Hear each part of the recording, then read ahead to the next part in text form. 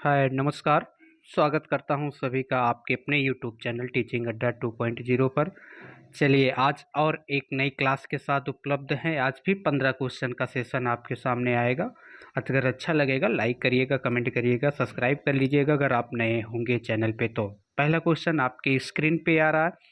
अधिगम के व्यवहार सिद्धांत के प्रतिपादक हैं कुर्ट लेविन, बंडूरा, जीन पियाजे, क्लार्क हल। 4 विकल्प आपके सामने हैं। अधिगम के सिद्धांतों को 2 भागों में बांटा जाता है, एक व्यवहारवादी सिद्धांत, एक संज्ञानवादी सिद्धांत। इन चारों विकल्पों में से आपके क्लार्क हल जो है ये आपके व्यवहारवादी हैं, कुर्ट लेविन आपके संज्ञानवादी हैं, जीन पियाजे आपके संज्ञानवादी हैं, बंडूरा आपके सामाजिक संज्ञानवादी के अंतर्गत आते हैं। यदि हम बात करें आपके कुर्ट लेविन ने क्षेत्र अधिगम का सिद्धांत दिया था, बंडूरा ने सामाजिक अधिगम का सिद्धांत दिया था, जीन पियाजे ने संज्ञानात्मक विकास का सिद्धांत दिया था, क्लार्क हल ने पुनर्बलन का सिद्धांत या परवलन का सिद्धांत दिया था, जो व्यवहारवादी मनोवैज्ञानिक हैं। अगला क्वेश्चन आपके स्क्रीन पे आ रहा है। आशा करते हैं आपको पसंद आएगा तो लाइक करिएगा, शेयर करिएगा, सब्सक्राइब कर लीजिएगा। नए होंगे चैनल पे बेल आइकन जरूर दबा दीजिएगा। चलिए क्वेश्चन है, अधिगम की सफलता का प्रमुख आधार माना जाता है दंड, यौमारोप, पुरस्कार व प्रशंसा, लक्ष्य प्राप्ति की उत्कृष्ट इच्छा, अधिकारी बनने की इच्छा। अधिगम किस पर सबसे ज़्यादा निर्भर करता है कि जब किसी भी व्यक्ति को लक्ष्य प्राप्ति की उत्कृष्ट इच्छा होगी। उत्कृष्ट इच्छा का मतलब ये आपकी आंतरिक इच्छाएं होंगी, और ये आंतरिक इच्छा का मतलब होता है कि व्यक्ति क्या होगा, मोटिवेटेड होगा। और मोटिवेटेड कैसे होगा, इंटरनल होगा, एक्सटर्नल नहीं।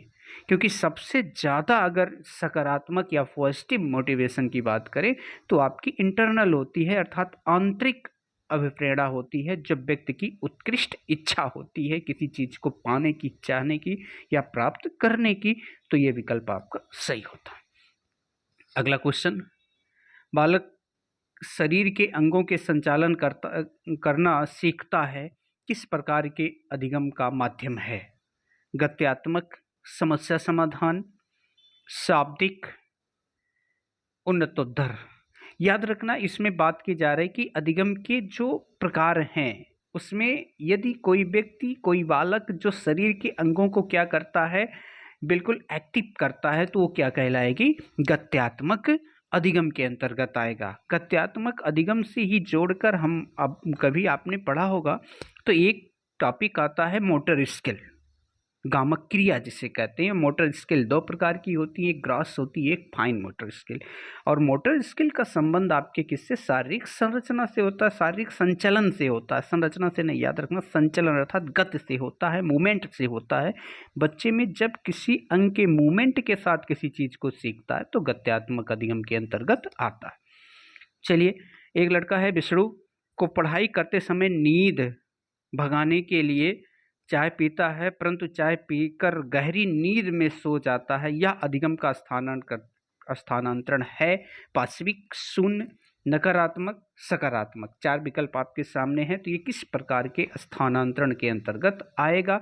क्योंकि वो क्या भगाना चाह रहा है, नींद भगाना चाह रहा है, लेकिन चाय पीते ही उस गहरी नींद में सो जा रहा है। अर्थात कहने का मतलब वो चाय उसके व्यवहार के परिवर्तन में बाधा उत्पन्न कर रही है, अर्थात नकारात्मक हो जाएगा। यदि चाय पीने के बाद नींद उसकी भाग जाती, नींद नहीं आती, तो सकारात्मक हो जाता। न तो नींद आती और ना ही कह लीजिए कि नींद भागती। कुछ कंडीशन ऐसे उत्पन्न हो जाते हैं, पढ़ने का भी मन न करता और नींद भी ना आती और नींद भी ना जाती, तो याद रखना वो आपके शून्य हो जाता। अगला क्वेश्चन, क्रियात्मक अनुसंधान का सिद्धांत किसकी देन माना जाता है? क्रियात्मक अनुसंधान सिद्धांत किसकी देन माना जाता है? थॉर्नडाइक का, स्किनर का, पावलोव को और आपके उपर्युक्त सभी को। अब याद रखना, क्रियात्मक अनुसंधान की बात करें तो आपके थॉर्नडाइक, स्किनर, पावलोव, ये तीन के तीनों आपके क्या हैं, व्यवहारवादी हैं। लेकिन यदि हम पावलोव और थॉर्नडाइक की बात करें तो इनके अनुसार उद्दीपक बहुत ही इंपॉर्टेंट है। लेकिन स्किनर की बात करें तो स्किनर के अनुसार उद्दीपक इंपॉर्टेंट नहीं है, बल्कि उसको यदि रिफोर्समेंट मिल रहा है, याद रखना, यदि रिफोर्समेंट मिल रहा है तो बालक बेहतर तरीके से सीखेगा। और इसी को लेकर इन्होंने अभिकर्मित अनुदेशन सिद्धांत का भी प्रतिपादन किया था, जिसमें किसी चीज को छोटे छोटे टुकड़ों में बांट करके क्या किया जाता है, अध्ययन किया जाता है। छठा नंबर क्वेश्चन, गेस्टाल्ट शब्द का अर्थ है। गेस्टाल्ट का अर्थ क्या है? व्यवहार में, व्यवहारिक के रूप में, परिवर्तन के रूप में, मशीनों के रूप में, समग्रता के रूप में। अब गेस्टाल्ट की बात करें तो गेस्टाल्ट संप्रदाय की जो स्थापना हुई थी वो 1912 ईस्वी में हुई थी, लेकिन शिक्षा के क्षेत्र में जो प्रयोग किया गया गेस्टाल्ट का वो आपके किया गया था कब, 1920 ईस्वी में। गेस्टाल्ट शब्द एक जर्मन भाषा का शब्द है जिसका अर्थ होता है समग्रता, संपूर्णाकृत, पूर्णाकार, समग्राकृत, अर्थात जिसमें समस्या संपूर्ण रूप से बालक के सामने क्या किया जाता है, प्रस्तुत किया जाता है। यदि समस्या संपूर्ण रूप से बालक के सामने प्रस्तुत किया जाएगा तो बालक उस समस्या का क्या करेगा, प्रत्यक्षीकरण करेगा और सूझ के द्वारा उस समस्या का निर्धारण, निर्माण करेगा, समाधान करेगा। इसलिए समग्रता इसका अर्थ है। अगला क्वेश्चन, रीना कक्षा 2 की छात्रा है, उससे अध्यापिका ने डंडे से पीटा। अगले दिन वह अध्यापिका के हाथ में डंडा देखकर रोना प्रारंभ कर देती। अधिगम का स्थानांतरण कैसा है? किस प्रकार का अंतरण है? ऊर्ध्वाधर, नकारात्मक, सकारात्मक, दोपार्श्विक। कहने का मतलब पीटा नहीं, अभी केवल देखने मात्र ही वो रोना शुरू कर दे रही है। अर्थात कहने का मतलब ये आपके किस में आ जा रहा है, दो पार्श्वीय स्थानांतरण के अंतर्गत आएगा यदि वो रोना शुरू कर दे रही है तो। ठीक। और स्थानांतरण की बात करें तो अधिगम, स्थानांतरण, अंतरण आएगा, स्थानांतरण आएगा, बातें एक ही होगी। अर्थात सीखे हुए ज्ञान का किसी दूसरी परिस्थिति में, किसी दूसरी समस्या के समाधान के लिए प्रयोग करना ही अधिगम स्थानांतरण की श्रेणी में रखा जाता है। अधिगम स्थानांतरण ही अधिगम को दर्शाता कि व्यक्ति कितना सफल हुआ। अगला क्वेश्चन, एक विकलांग बालक अधिक परिश्रम करके कक्षा में प्रथम आने का प्रयास करता है, उसे किस प्रतिरक्षा प्रणाली में रखा जाएगा? प्रतिपुष्टि, प्रेक्षण या प्रतिगमन, क्षतिपूर्ति।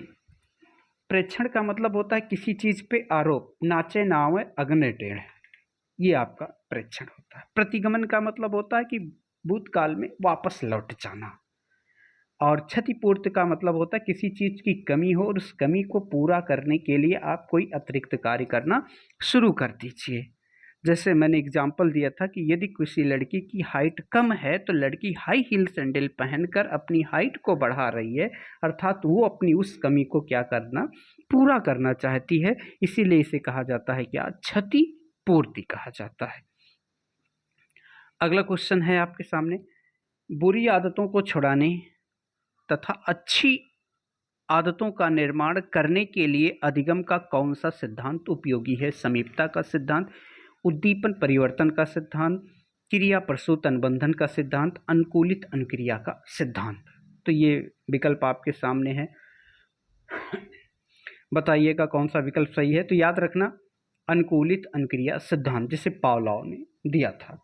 समीपता का सिद्धांत आपकी गुथरी ने दिया था। उद्दीपन परिवर्तन का सिद्धांत, उद्दीपन परिवर्तन का मतलब होता है कि जब कोई उद्दीपक बालक के सामने परिवर्तित किया जाएगा तब वो व्यवहार करता है, अर्थात उद्दीपक अनुक्रिया कह सकते हैं।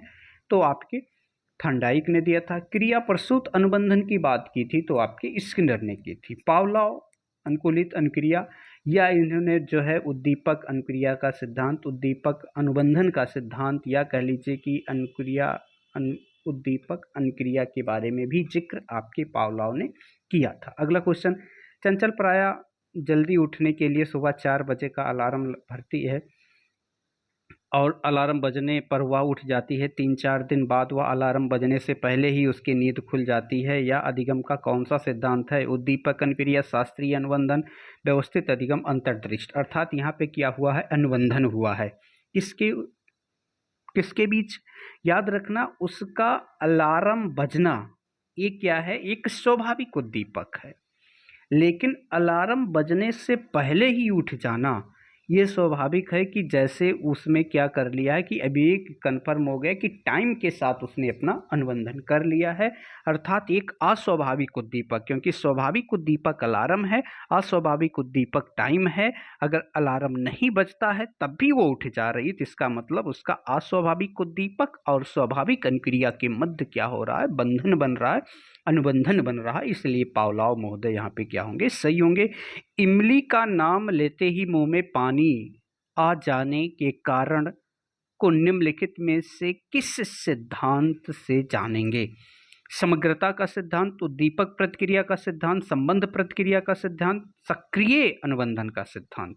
याद रखना, समग्रता की बात, संपूर्णता की बात तो यहाँ पे की नहीं जा रही है, जो आपके जिक्र किया जाता है किसमें, सूच के सिद्धांत में।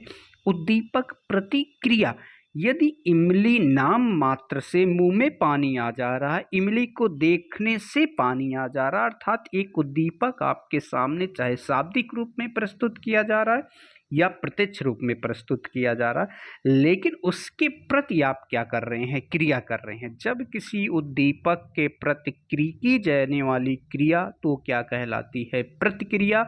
ये बातें आपके जो है थॉर्नडाइक से संबंधित हैं। अगला क्वेश्चन, अनुभव एवं प्रशिक्षण द्वारा व्यवहार परिवर्तन को अधिगम कहते हैं। यह परिभाषा किसकी है, गिलफोर्ड की, स्किनर की, वुडवर्थ की, गेट्स की। अनुभव एवं प्रशिक्षण। अब अधिगम क्या है, तो याद रखना, अनुभव, प्रशिक्षण एवं अभ्यास के कारण व्यवहार में आया अपेक्षाकृत अस्थायी परिवर्तन अधिगम है। लेकिन यहाँ अधिगम एवं प्रशिक्षण द्वारा व्यवहार में परिवर्तन की बात किसने कही है, गेट्स महोदय ने कही है।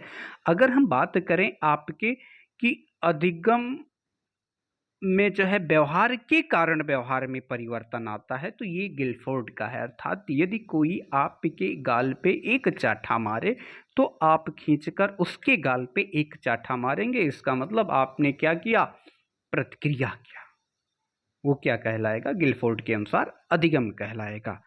अगला क्वेश्चन, व्यक्तित्व के आत्मज्ञान सिद्धांत के प्रतिपादक कौन है? आत्मज्ञान सिद्धांत के प्रतिपादक हैं कौन है?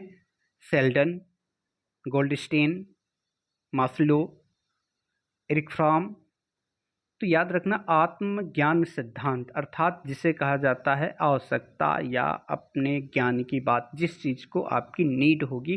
तो ये बातें किसने कही थी, आपके मैस्लो ने कहा था। अगर हम बात करें व्यक्तित्व का, तो व्यक्तित्व के दो अर्थ होते हैं, एक प्राचीन होता है, एक आधुनिक होता है। प्राचीन अर्थ का मतलब होता है बाह्य रूप से, आधुनिक अर्थ का मतलब होता है आपके आंतरिक और बाह्य दोनों से। लेकिन प्राचीन रूप में शरीर की रचना सबसे इंपॉर्टेंट था, वो व्यक्तित्व पे दर्शाता था। आधुनिक समय में सर्वांगीण विकास के आधार पर व्यक्तित्व का निर्धारण किया जाता है। व्यक्तित्व आपकी पर्सनालिटी शब्द से बना है, जिसका अर्थ होता है क्या, पर्सोना। ठीक, अगला ध्यान रखिएगा, हिप्पोक्रेटस ने व्यक्तित्व का वर्गीकरण किस आधार पर किया था? इसको समझ लेना, क्वेश्चन बहुत ही इंपॉर्टेंट। सामाजिकता के आधार पर, शारीरिक बनावट के आधार पर, शारीरिक द्रव्यों के आधार पर, चिंतन एवं कल्पना किया। हिप्पोक्रेटस की बात करें, हिप्पोक्रेटस दुनिया का पहला व्यक्ति था जिन्होंने 400 BC में प्रथम वर्गीकरण प्रस्तुत किया था। उन्होंने एक ग्रीक मनोवैज्ञानिक थे जिन्होंने एक पुस्तक लिखी थी नेचर ऑफ मैन में। इन्होंने शारीरिक द्रव्यों के आधार पर व्यक्तित्व के 4 भागों में बांटे थे, एक काले पित्त वाले, पीले पित्त वाले, कफ पित्त वाले और रुधिर प्रवृत्त वाले व्यक्तियों का विभाजन किसने किया था, आपके हिप्पोक्रेटस ने किया था। लेकिन ये समाजशास्त्रीय आधार की बात करेंगे तो इसमें नाम याद रखना, आपके समाजशास्त्रीय आधार पर एक स्प्रेंगर हैं। सामाजिकता के आधार पर उन्होंने व्यक्ति की रुचियों के आधार पर 6 प्रकार के व्यक्तित्व का उल्लेख किया था।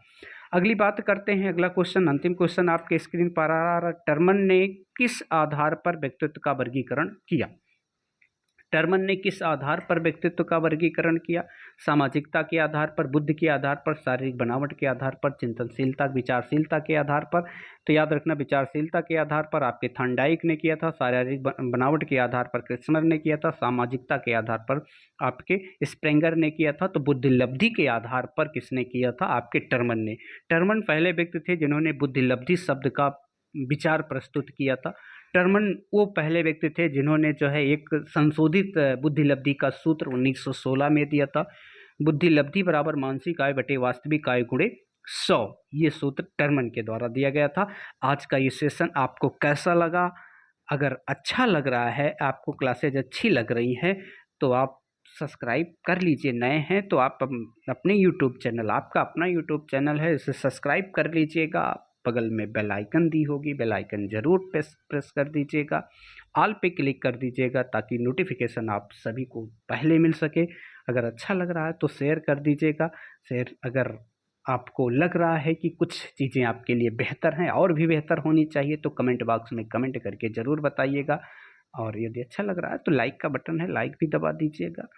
और फिर मिलते हैं आपको एक नई क्लास के साथ, नई ऊर्जा के साथ। तब तक आप स्वस्थ रहिए, मस्त रहिए। अलविदा लेते हैं अगली क्लास के लिए। आप सभी से नमस्कार, जय हिंद, वंदे मातरम।